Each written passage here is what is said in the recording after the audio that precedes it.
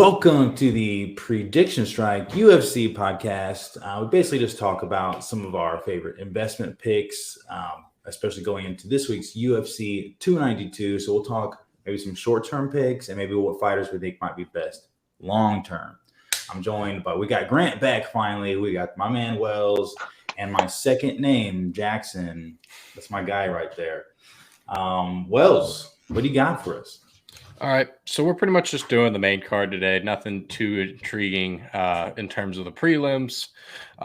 We're looking at Chris Weidman, our actual partner, fighting in the first fight of the main card here against Brad Tavares. Unfortunately, he's not the value buy in this one, which kind of sucks for me. But they're priced rather interesting here. We're going to do something a little bit more fancy today. We're actually going to get the prices up on screen for you guys, so you guys can watch that as we kind of discuss these fights.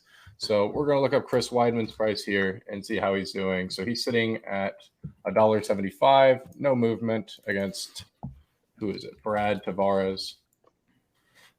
Pretty sure the consensus has our boy Chris Weidman as a bit of an underdog in this fight, whereas Brad Tavares, as we can see, is kind of the value buy in this particular case.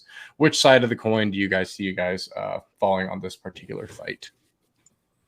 This is a tough one to call.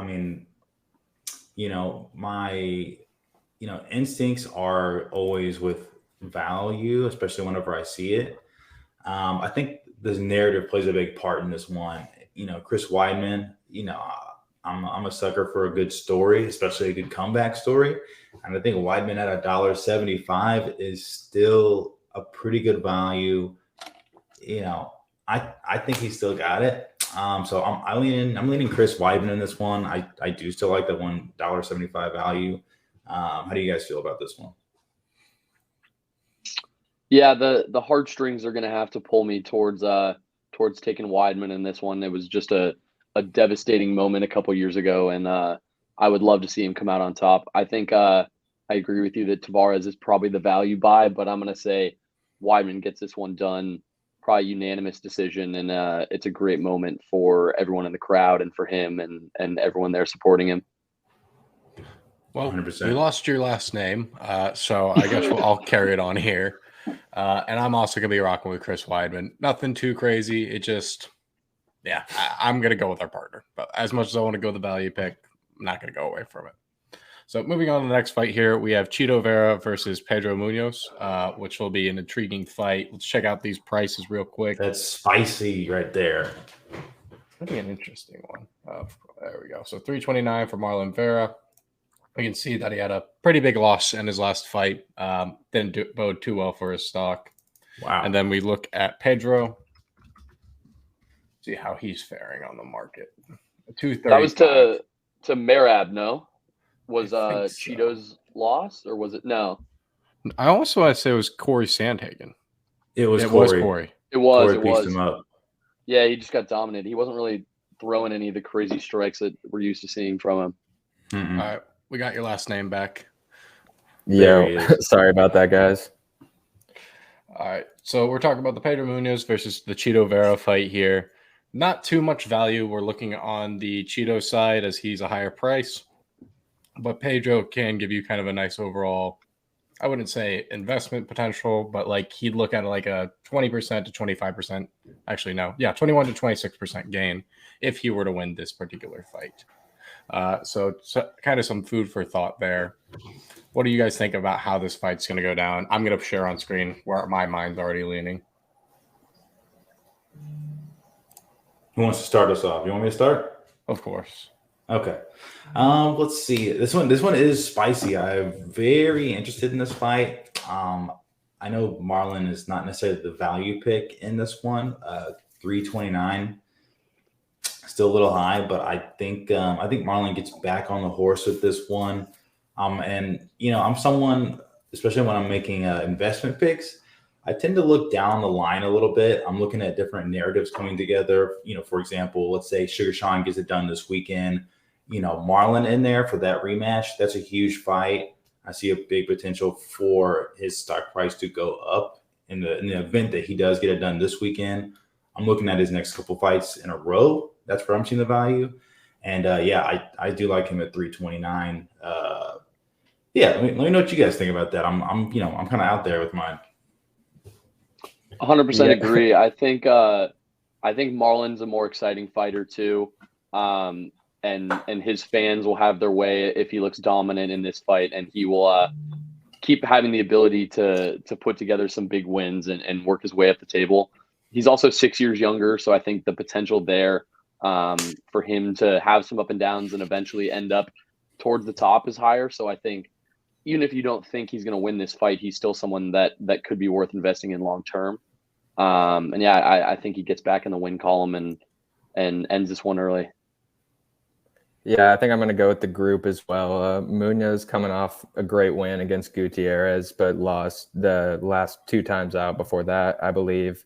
Vera, I don't think is going to be as tentative as Gutierrez was in his last fight, and I think he's going to come out like very aggressively. And I kind of see him as a fighter who it kind of just like one-ups Munoz in every area pretty much. So I see this one going to Vera pretty confidently. Totally.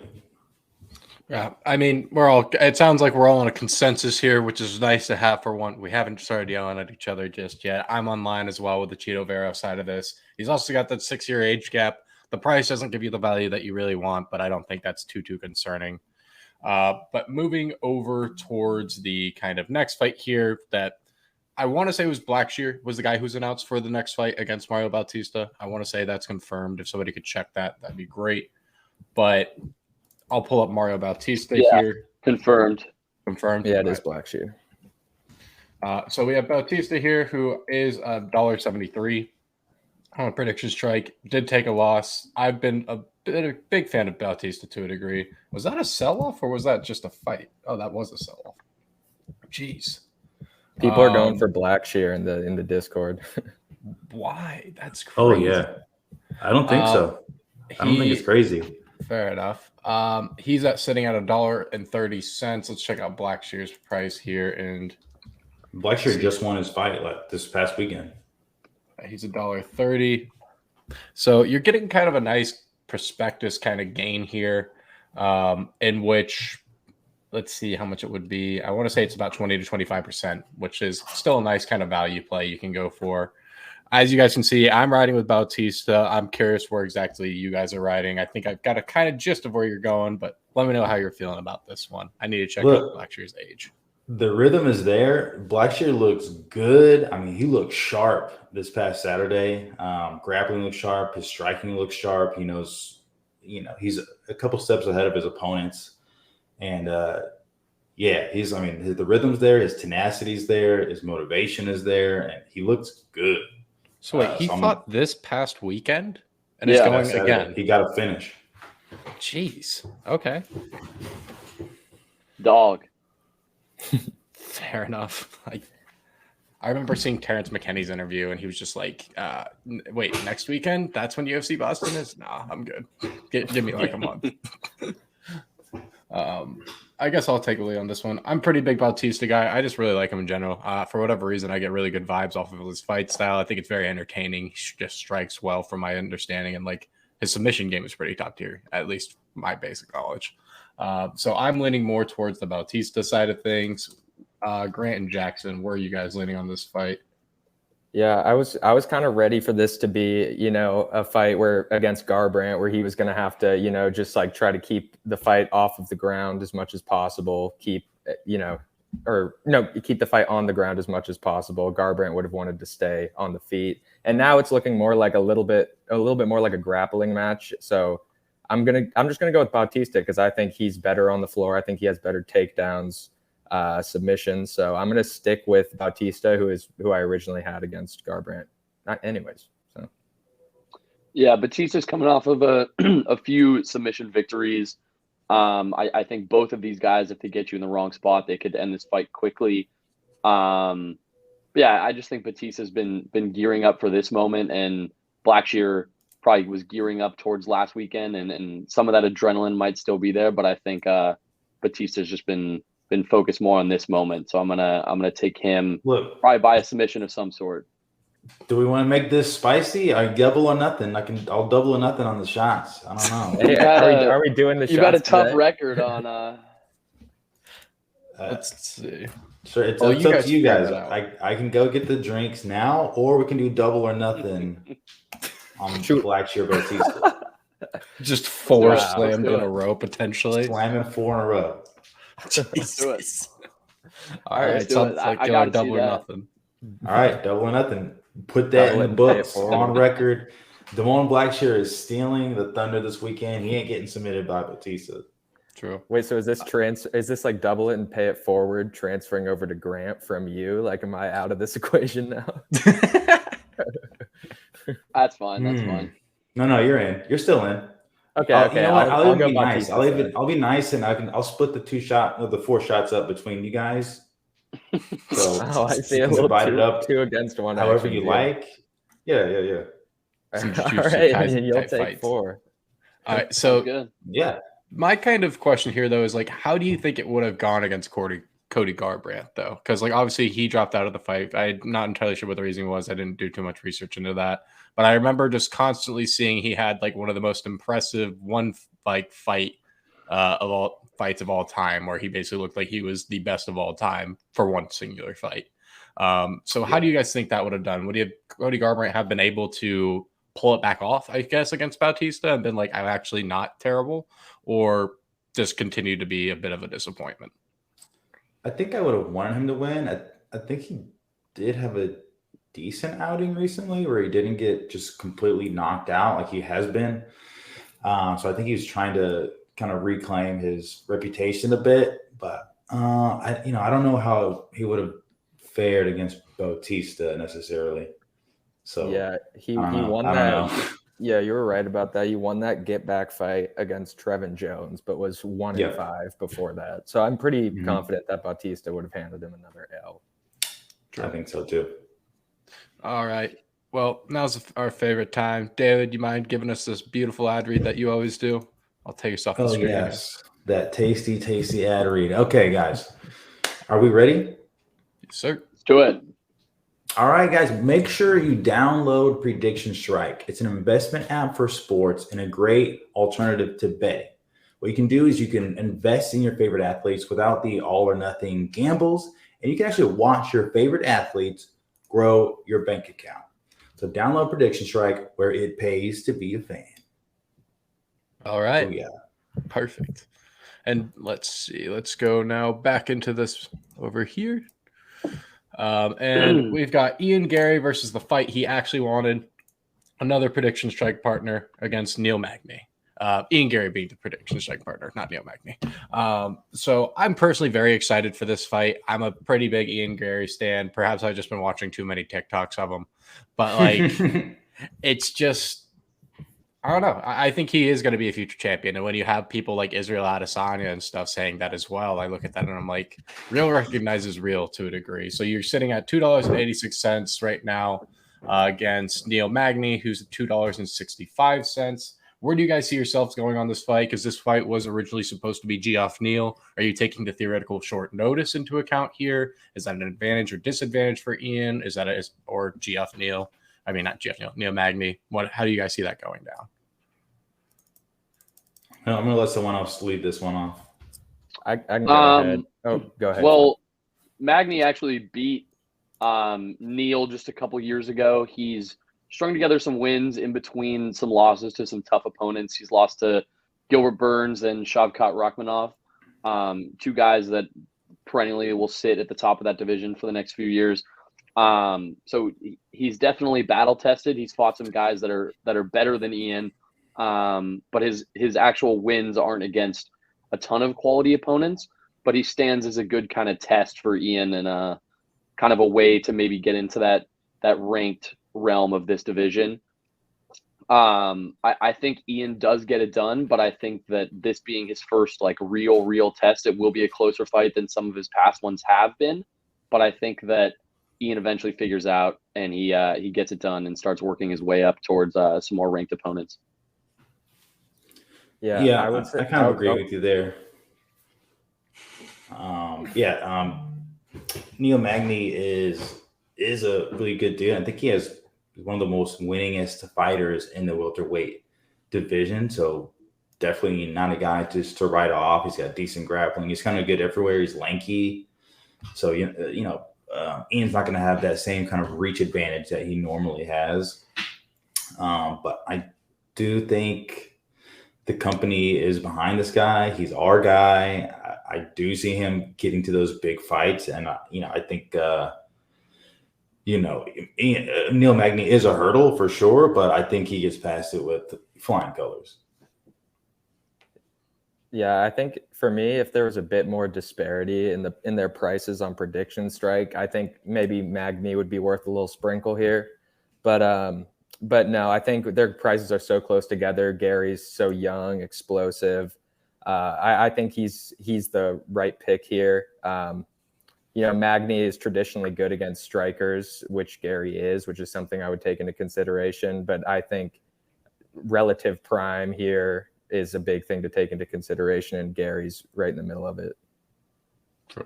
And as you guys know, sure. I'm just diehard for Ian Gary in this fight. I think he's the future champ for the division, but hey, what do I know? We'll see how it pans out. But go ahead and clip that so we have the receipts for the future when it happens. Also, he's been training at the Chuta box in Brazil for a little bit, so he might come out and just bust out a submission on us. I like that take, actually. I didn't That'd even be pretty nuts. I think that is definitely in like the cards. Like, yeah, where you train does play a lot. Speaking of where you train, we're going to go over to the next fight. Zhang Wei Li versus Amanda Lemos.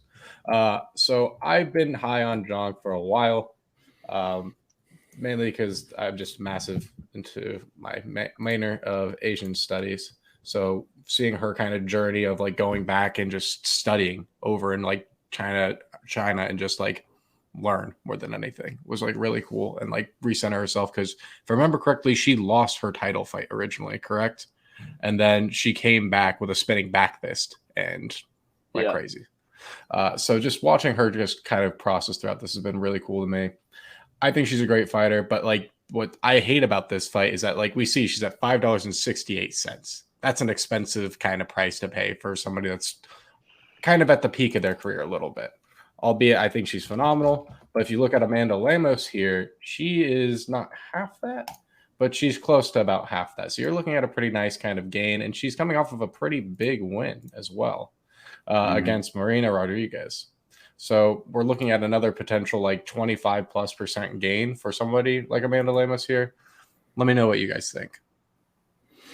Oh, I mean, I love the value there on Lemos, and it's kind of similar to the main event as well, as far as the price disparity. Okay, sorry, words are hard. But it is a tough spot because, like you said, Whaley is expensive. Like the people already know the value. She's already established herself, so it's hard to kind of slip in there and squeeze some value out of it, because people already think she's there. They think she's going to win. So the value is on Lemos. If you feel strongly about Lemos, you've been following her career, I think that's a fun and easy value play. And obviously her price is going to go up. If you win, it's going to be by finish, so you're going to get a nice increase there.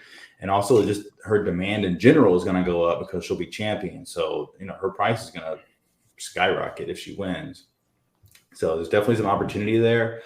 Eileen Zhang in this fight. So, I'm not going to be investing in either of these young ladies particularly, but, for whatever that's worth.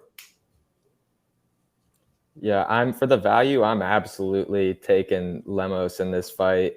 She's 36 and 7-1 after that KO win against Marina. So we know that she has KO power from her last fight. And we also know that she probably realizes that this is her last chance at a belt. So the fire is there, the drive is there. I think her being just about half the price of Zhang is great value for Lemos. And she definitely has the KO power to get you an inside the distance win. So I'm going Amanda. Yeah, I think if I just had to pick the winner of the fight, I would probably lean Zhang. But I think Lemos has so much more value given her price that I think she's the one that's worth splashing on here, because I think Zhang's career can't go up that much more. There's not an electric fight in the future potentially. And if she keeps stacking together wins, her price will obviously grow. But I just think that the potential crash down if she loses this fight could be massive. And I don't know if she gets her way back up to the top of the mountain after this one. So I think you sprinkle Lemos here and yeah, hope she gets it done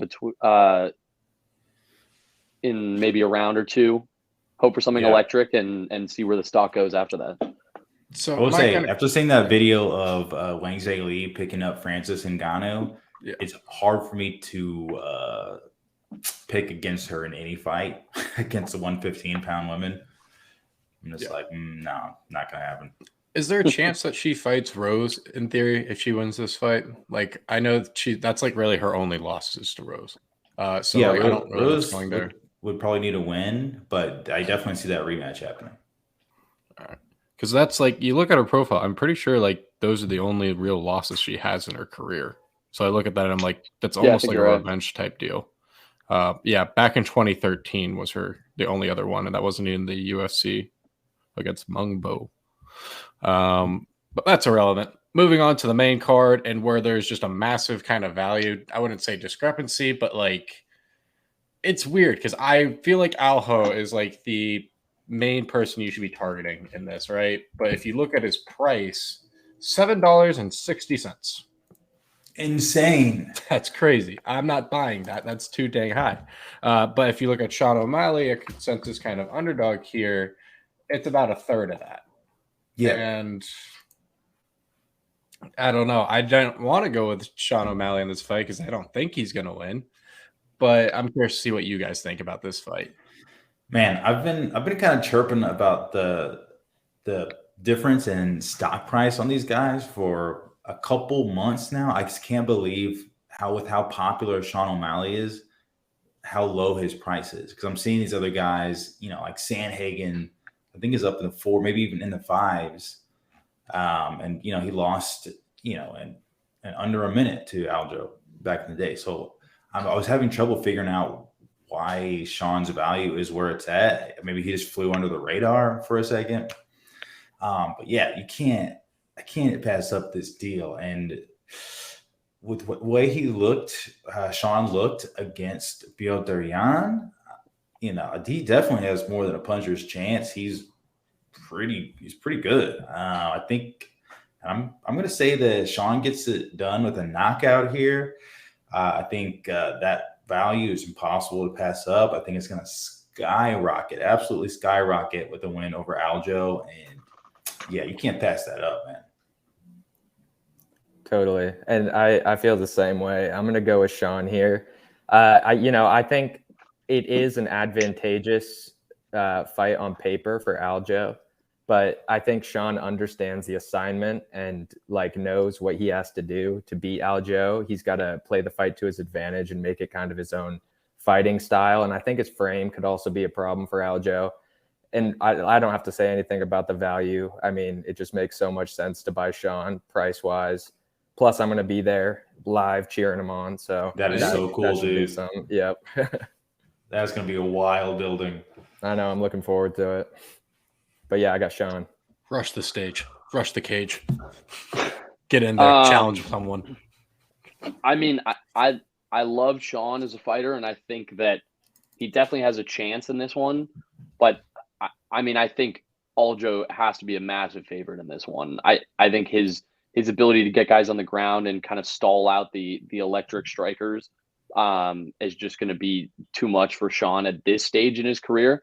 I think Sean is obviously the long-term investment, but I think Aljamain somehow pulls out a boring victory and then Sean is back to the kind of drawing board and he'll win a couple fights and come back to this moment maybe when he's 30 or something in a couple years.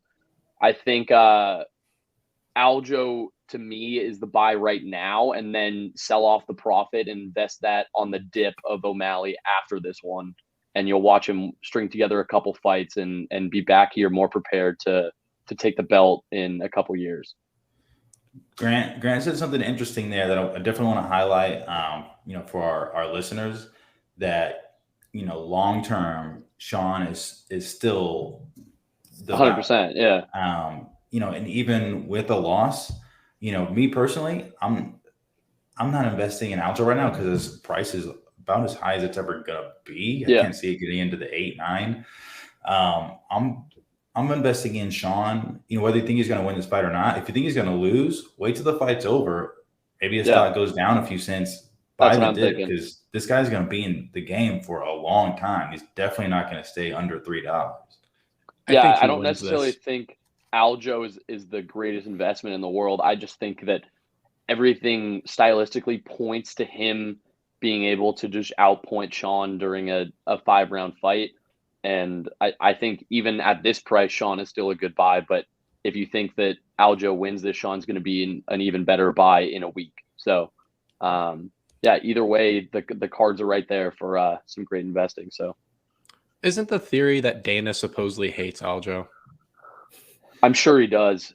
Like, I just want to say I saw that somewhere and it's kind of interesting. So I just look at it. I'm like, I don't know. I can't get past the Cub Swanson fight last week where he clearly did not win, at least in my personal opinion. Mm-hmm. And somehow he got a unanimous decision win. So I like when you said that he'll get like an ugly kind of like decision when I was like, I feel like there's a high probability it's going to be a split decision win towards Sean O'Malley for this.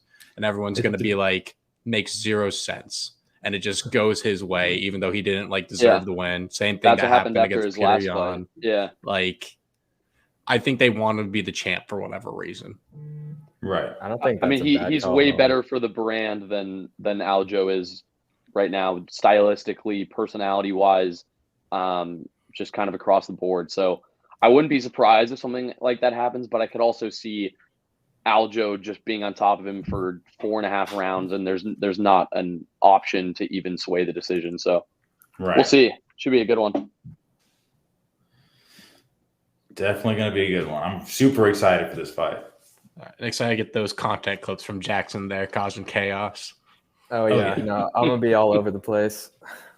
All right. Well, thank you guys for popping on, talking some UFC with me for a bit, going through these fighter investments, see how potentially these fights could play out, some intriguing prospects, pointing out that even if Sean loses this, it's still probably the smartest investment you can make on the app because he's going to have more big kind of fights and he's not going to be leaving the UFC anytime soon.